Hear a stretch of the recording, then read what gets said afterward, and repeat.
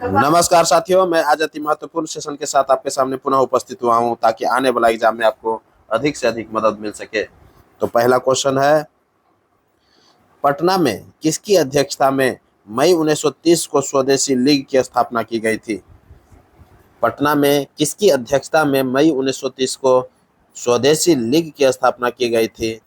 तो सर अली इमाम की अध्यक्षता में किया गया था। सर अली इमाम की अध्यक्षता में पटना में क्या हुआ था? स्वदेशी लीग की स्थापना किया गया था, जिसके उपाध्यक्ष कौन थे? सच्चिदानंद सिन्हा थे एवं के बी दत्त थे।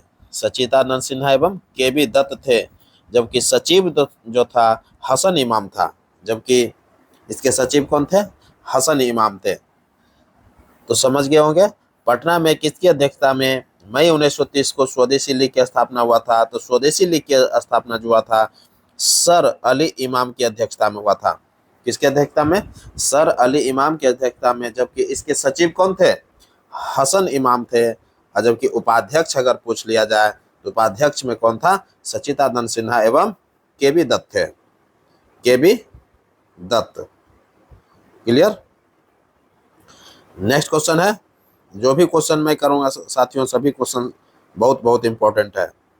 पुराना बिहार क्या कितना प्रतिशत जमीन लेकर झारखंड राज्य बना था? पुराना बिहार का कितना प्रतिशत जमीन लेकर के झारखंड राज्य बना था? तो 45.85%। 45.85% जमीन लेकर के क्या हुआ था? झारखंड राज्य बना था। ऑप्शन ए हो जाएगा। नेक्स्ट क्वेश्चन है, दिल्ली सल्तनत में किस सुल्तान के समय सर्वाधिक विद्रोह हुए थे? दिल्ली सल्तनत के समय किस सुल्तान के समय सर्वाधिक विद्रोह हुआ था? तो मोहम्मद बिन तुगलक के समय हुआ था। किसके समय हुआ था? मोहम्मद बिन तुगलक के समय में सर्वाधिक विद्रोह हुए थे, जिसमें से 22 विद्रोह केवल अकेले दक्षिण भारत में हुआ था। जिसमें से केवल जो 22 विद्रोह जो हुआ था केवल दक्षिण भारत में हुआ था। तो कौन हो जाएगा? मोहम्मद बिन तुगलक। ऑप्शन सी हो जाएगा। नेक्स्ट क्वेश्चन है, पुलिस द्वारा नशे में गाड़ी चलाने वाले को सांस की जांच के लिए फिल्टर पेपर क्या होता है? देखिए, पुलिस द्वारा नशे में गाड़ी चलाने वाले के सांस की जांच के लिए फिल्टर पेपर पर क्या होता है? फिल्टर पेपर पर क्या होता है जो कि सांस की जांच के लिए जो लगाया जाता है उसको पोटेशियम डाइक्रोमेट सल्फ्यूरिक अम्ल होता है। पोटेशियम डाइक्रोमेट सल्फ्यूरिक अम्ल होता है। ऑप्शन बी हो जाएगा। क्लियर? नेक्स्ट क्वेश्चन है, ख्वाजा मोइनुद्दीन चिश्ती किसके शिष्य थे? ख्वाजा मोइनुद्दीन चिश्ती किसके शिष्य थे? तो ख्वाजा उस्मान हारूनी का था। किसका था? ख्वाजा उस्मान हारूनी के जो थे शिष्य थे। ऑप्शन सी हो जाएगा। नेक्स्ट क्वेश्चन है, भारतीय उपमहाद्वीप में कृषि के प्राचीनतम साक्ष्य कहाँ से प्राप्त हुए हैं? तो लहुरा देव से प्राप्त हुए हैं। भारतीय उपमहाद्वीप में कृषि के प्राचीनतम साक्ष्य जो मिले हैं वो लहुरा देव से मिले हैं। ऑप्शन बी हो जाएगा। नेक्स्ट क्वेश्चन है, वर्ष 1916 ईस्वी में मुस्लिम लीग एवं कांग्रेस के मध्य किसने समझौता करवाया था? वर्ष 1916 में जो मुस्लिम लीग एवं कांग्रेस के बीच में लखनऊ में समझौता हुआ था 1916 में, कहता है कि किसने करवाया था? तो बाल गंगाधर तिलक ने यह समझौता करवाया था। कौन करवाया था? बाल गंगाधर तिलक। ऑप्शन सी हो जाएगा, बीजी तिलक। क्लियर? नेक्स्ट क्वेश्चन है, फादर ऑफ टेक्सोनॉमी किसे कहा जाता है? फादर ऑफ टेक्सोनॉमी किसे कहा जाता है? तो कैरोलस लिनियस को कहा जाता है। बहुत इंपॉर्टेंट क्वेश्चन है दोस्तों। कैरोलस लिनियस को कहा जाता है। क्लियर? नेक्स्ट क्वेश्चन है, किस वेद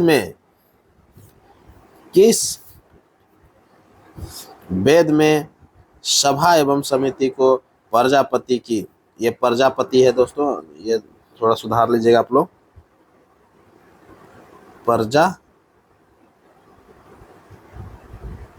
बृहस्पति। किस वेद में सभा एवं समिति को प्रजापति की दो पुत्रियां कहा गया है? तो अथर्ववेद में कहा गया है। किसमें कहा गया है? अथर्ववेद में कहा गया है। ऑप्शन क्या हो जाएगा? सी हो जाएगा। नेक्स्ट क्वेश्चन है, किस अधिनियम द्वारा भारत के गवर्नर जनरल को अध्यादेश जारी करने की शक्ति प्रदान की गई थी? वह कौन सा अधिनियम था जिसके द्वारा जो है भारत के गवर्नर जनरल को अध्यादेश जारी करने की शक्ति प्रदान किया गया था? तो भारत शासन अधिनियम 1861 जो आया था, भारत परिषद अधिनियम 1861, इसी में जो है भारत के गवर्नर जनरल को अध्यादेश जारी करने का शक्ति दिया गया था। तो क्लियर हो गया होगा। तो भारत के गवर्नर जनरल को अध्यादेश जारी करने का जो शक्ति दिया गया है वो 1861 भारत परिषद अधिनियम 1861 के तहत दिया गया है। क्लियर? ऑप्शन ए हो जाएगा। नेक्स्ट क्वेश्चन है, सूर्य के सबसे नजदीक ग्रह कौन है? सूर्य के सबसे नजदीक ग्रह जो है बुध ग्रह है। सूर्य के सबसे नजदीक का ग्रह जो है बुध ग्रह है, जो कि सबसे कम समय में सूर्य का चक्कर पूरा कर लेते हैं। सूर्य का चक्कर पूरा करने में 88 दिन लगाता है सर। कितने दिन लगाते हैं? 88 दिन में सूर्य का एक चक्कर पूरा कर लेता है। इस कारण से जो है सूर्य का जो चक्कर लगाने में जो है सबसे कम जो समय लेता है वो बुध लेता है, और सबसे नजदीक का जो ग्रह है सूर्य का वो बुध ही है, जो कि 88 दिन में एक चक्कर पूरा कर लेता है। क्लियर? जबकि शुक्र का चर्चा करेंगे तो शुक्र क्या है? सबसे चमकीला तारा है। सबसे चमकीला अगर ग्रह पूछा जाए तो शुक्र लेता है आंसर। क्लियर? सबसे चमकीला ग्रह अगर पूछा जाए तो शुक्र हो जाता है। सबसे बड़ा ग्रह जो अगर पूछा जाए तो बृहस्पति है, जबकि सबसे छोटा ग्रह जो है बुध है। क्लियर? सबसे छोटा ग्रह कौन है? बुध है, और सबसे बड़ा ग्रह बृहस्पति है। क्लियर? नेक्स्ट क्वेश्चन है, हाल ही में जारी FAO की रिपोर्ट के अनुसार वैश्विक वन क्षेत्र विस्तार में कौन शीर्ष पर है? हाल ही में जो है FAO क्या है? FAO की रिपोर्ट के अनुसार वैश्विक वन क्षेत्र विस्तार में कौन शीर्ष पर है? तो चाइना जो है शीर्ष स्थान पर है। चाइना क्या है? शीर्ष स्थान पर है वैश्विक वन रिपोर्ट के विस्तार में। क्लियर? नेक्स्ट क्वेश्चन है, ब्रह्मांड की उत्पत्ति से संबंधित महाविस्फोट का सिद्धांत किसने प्रस्तुत किया था? ब्रह्मांड की उत्पत्ति से संबंधित महाविस्फोट का जो सिद्धांत दिया था जॉर्ज लेमेत्रे ने दिया था 1927 ईस्वी में। कौन दिया था? जॉर्ज लेमेत्रे ने दिया था 1927 ईस्वी में दिया था। क्लियर? जबकि संडेजा का नाम आप सुने होंगे, डॉक्टर संडेजा का नाम जो है वो दोलन का सिद्धांत दिया था। ब्रह्मांड की उत्पत्ति में दोलन का सिद्धांत अगर पूछ देगा तो डॉक्टर संडेजा आ जाता है, जबकि महाविस्फोट का सिद्धांत किसने दिया था? जॉर्ज लेमेत्रे ने दिया था 1927 ईस्वी में। नेक्स्ट क्वेश्चन है, मधुमक्खी पालन का अध्ययन क्या कहलाता है? मधुमक्खी पालन का अध्ययन जो है एपीकल्चर कहलाता है। क्या कहलाता है? एपीकल्चर कहलाता है। ऑप्शन सी हो जाएगा। नेक्स्ट क्वेश्चन है, ट्रैफिक ऑडिट करने वाला पहला राज्य कौन बन गया है? ट्रैफिक ऑडिट करने वाला पहला राज्य जो बना है वो कौन बना है? वो बिहार बन गया है दोस्तों। कौन बना है? ट्रैफिक ऑडिट करने वाला पहला राज्य कौन बन गया है? तो बिहार बन गया है। ऑप्शन ए हो जाएगा। नेक्स्ट क्वेश्चन है, हाल ही में किस देश के वैज्ञानिकों ने जीवित त्वचा के साथ रोबोट का चेहरा विकसित किया है? बहुत इंपॉर्टेंट क्वेश्चन है दोस्तों। हाल ही में किस देश के वैज्ञानिकों ने जीवित त्वचा के साथ रोबोट का चेहरा विकसित किया है? तो जापान है। कौन है? जापान ने किया है। ऑप्शन ए हो जाएगा। नेक्स्ट क्वेश्चन है, हाल ही में किसने 4 वर्षीय स्नातक कोर्स बीटेक इन डिजाइन शुरू करने की घोषणा किया है? कहता है कि हाल ही में किसने जो है, कौन सा संस्थान है जो कि 4 वर्षीय स्नातक कोर्स चालू किया है बीटेक के डिग्री के लिए? इन डिजाइन में, किसमें? डिजाइन में बीटेक का डिग्री दिया जा रहा है। जो कौन चालू किया है? तो IIT दिल्ली किया है। कौन किया है? IIT दिल्ली किया है। ऑप्शन क्या हो जाएगा? सी हो जाएगा। नेक्स्ट क्वेश्चन है, कवक की कोशिका भित्ति, कवक की कोशिका भित्ति किसकी बनी होती है? कवक की कोशिका भित्ति जो बनी होती है वो काइटिन की बनी होती है। किसका बना होता है? काइटिन का बना होता है। ऑप्शन सी हो जाएगा। नेक्स्ट क्वेश्चन है, हाल ही में पेरिस के ग्रेवियन, हाल ही में जो है पेरिस के ग्रेवियन म्यूजियम ने किस भारतीय अभिनेता के सम्मान में गोल्डन क्वाइन जारी किया है? देखिए दोस्तों, बहुत इंपॉर्टेंट क्वेश्चन है। गोल्डन क्वाइन जारी किया है, कौन क्या है? गोल्डन क्वाइन लिखा कि हाल ही में पेरिस के ग्रेवियन म्यूजियम, ये भी इंपॉर्टेंट हो जाता है कि किसने जारी किया है? तो ग्रेवियन म्यूजियम ने जारी किया है। किस भारतीय अभिनेता को के सम्मान में गोल्डन क्वाइन जारी किया है? तो शाहरुख खान के सम्मान में किया दोस्तों। किसके सम्मान में? शाहरुख खान के सम्मान में जो है गोल्डन क्वाइन जारी किया है। क्लियर? ऑप्शन ए हो जाएगा। नेक्स्ट क्वेश्चन है, हाल ही में किसने अपना पहला व्यापक जलवायु परिवर्तन कानून पारित किया है? हाल ही में किसने अपना पहला व्यापक जलवायु परिवर्तन कानून पारित किया है? तो दक्षिण अफ्रीका किया है। कौन क्या है? दक्षिण अफ्रीका किया है। ऑप्शन ए हो जाएगा। नेक्स्ट क्वेश्चन है, पुराणों में सबसे प्राचीन एवं प्रमाणिक पुराण कौन है? पुराणों में सबसे प्राचीन एवं प्रमाणिक पुराण कौन है? तो मत्स्य पुराण है दोस्तों। कौन है? मत्स्य पुराण है। ऑप्शन सी हो जाएगा। पुराणों में सबसे प्राचीन एवं प्रमाणिक प्रमाण है तो मत्स्य पुराण है। ऑप्शन क्या हो जाएगा? सी हो जाएगा। और मत्स्य पुराण सभी लोग जानते हैं किससे संबंधित है? सातवाहन वंश से संबंधित है ये दोस्तों। क्लियर? और वायु पुराण जो है गुप्त वंश से संबंधित है। वायु पुराण किससे है संबंधित? वायु पुराण गुप्त वंश से संबंधित है, जबकि विष्णु पुराण जो है वो मौर्य वंश से संबंधित है। क्लियर? नेक्स्ट क्वेश्चन आगे बढ़ते हैं। हाल ही में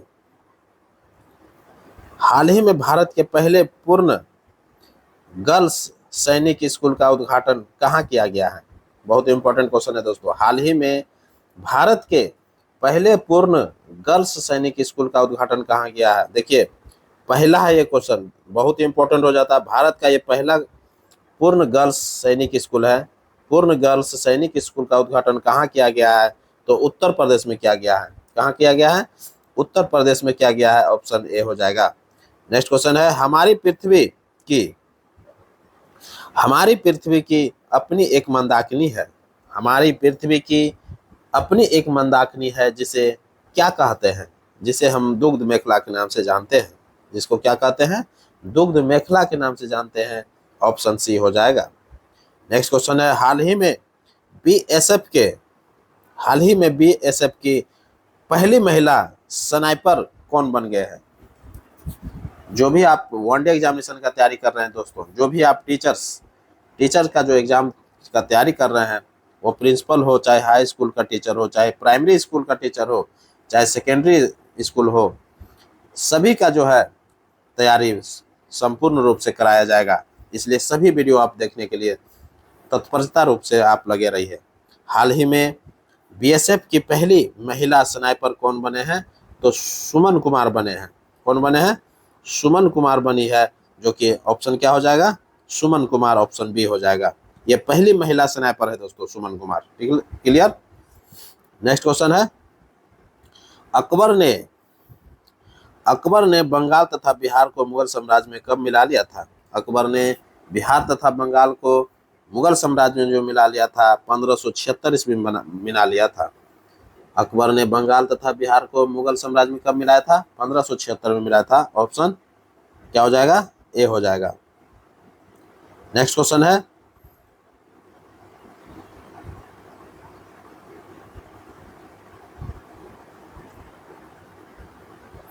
जहांगीर के दरबार में ब्रिटिश शासन, देखिए जहांगीर के दरबार में ब्रिटिश शासक हो जाएगा, ये शासक कर लीजिएगा।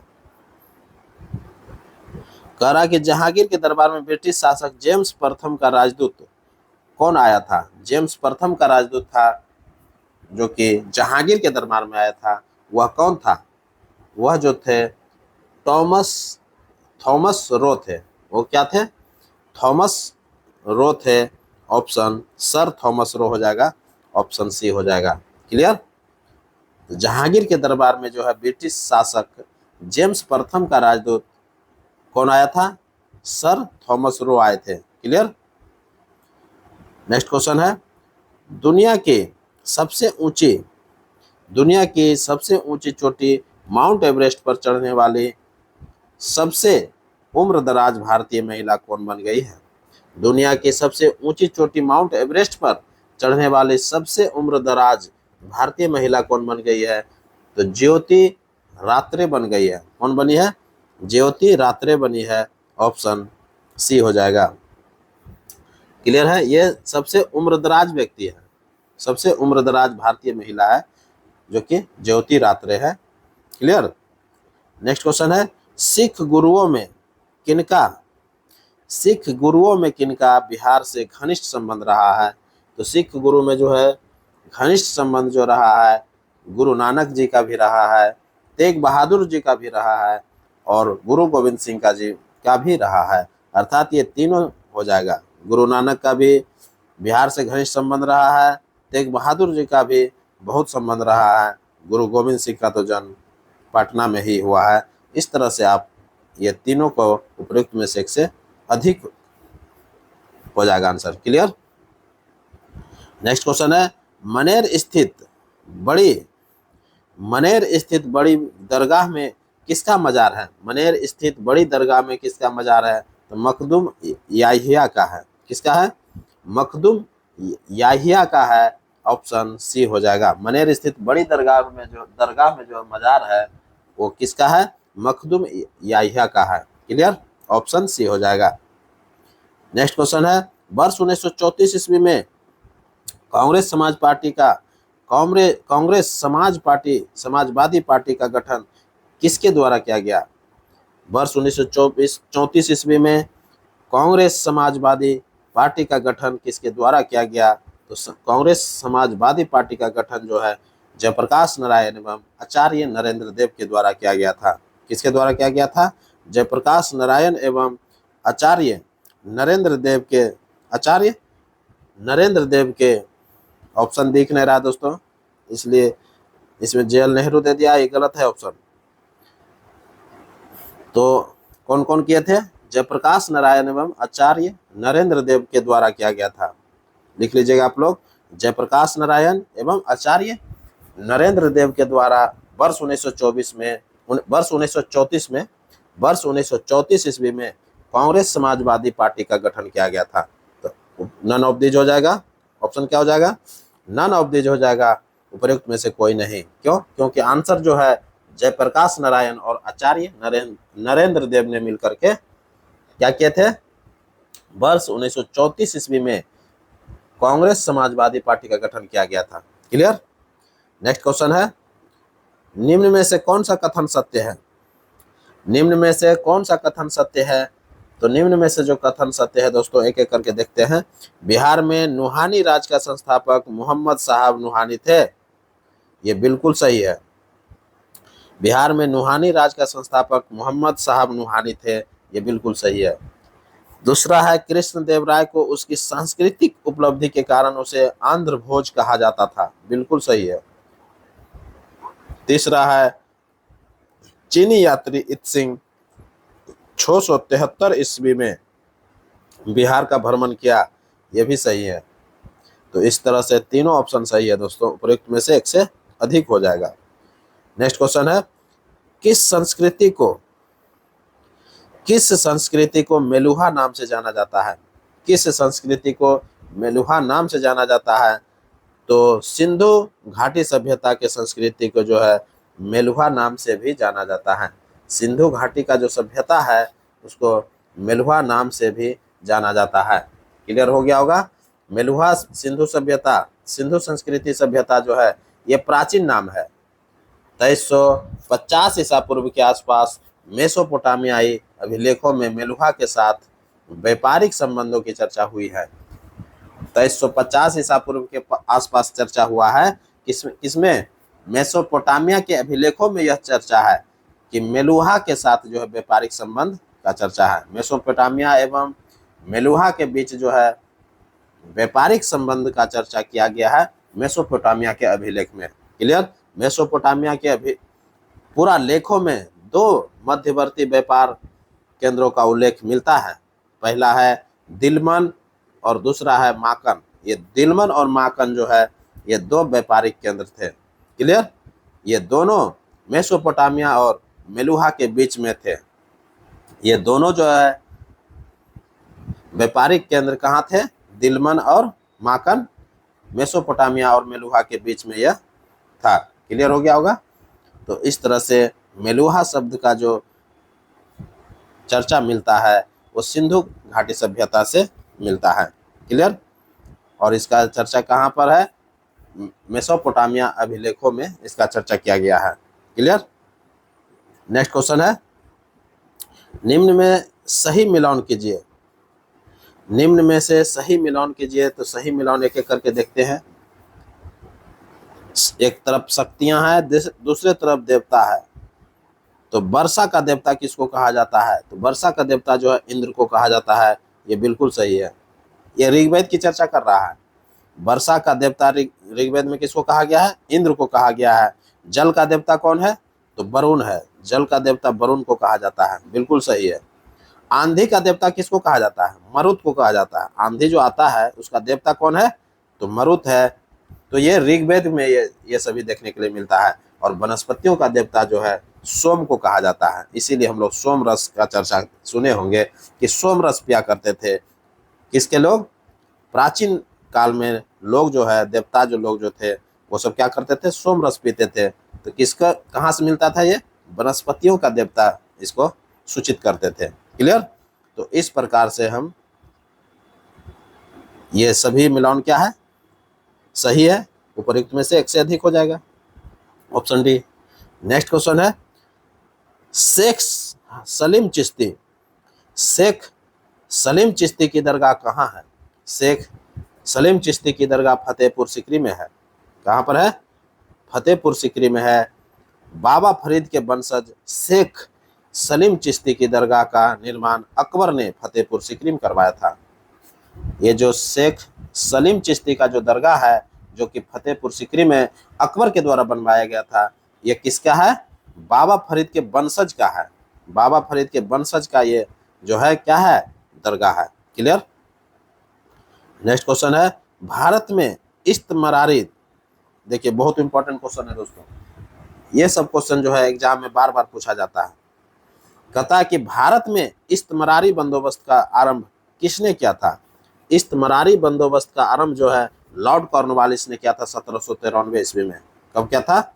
1793 ईस्वी में लॉर्ड कॉर्नवालिस ने किया था इस्तमरारी बंदोबस्त, अर्थात इसको अस्थाई बंदोबस्त या जागीरदारी व्यवस्था के नाम से भी जाना जाता है। इस्तमरारी बंदोबस्त को, इस्तमरारी व्यवस्था को अस्थाई बंदोबस्त या जागीरदारी व्यवस्था के नाम से भी जाना गया है, क्योंकि इस्तमरारी का अर्थ ही होता है अस्थाई। क्लियर। अस्थाई बंदोबस्त का आरंभ बिहार बंगाल से किया गया था। अस्थाई बंदोबस्त का आरंभ जो है कहाँ से किया गया था? बिहार बंगाल से किया गया था। जमींदारों और मालगुजारों को भूस्वामी बना दिया गया था।